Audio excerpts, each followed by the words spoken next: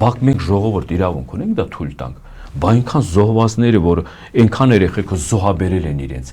այնքան են 150,000 հայությունը ցեղասպանությունից փրկվել, մի ձևի հասել է մայր Հայաստան։ Մենք իրավունք ունենք թույլ տանք այդ ձևի հարցը մոռացության տալու։ Մայր Հայաստանը կորցրել է իր զավակին, Արցախին։ Այդ զավակին մենք իրավունք ունենք համաձայնություն տանք, որ մայր Հայաստանի զավակը չի եղել Արցախը։ Դե թող մեկը փորձի, դե թող մեկը գնա, որ ասում է այդ գործողության հակապետական, հակահայկական գործողության։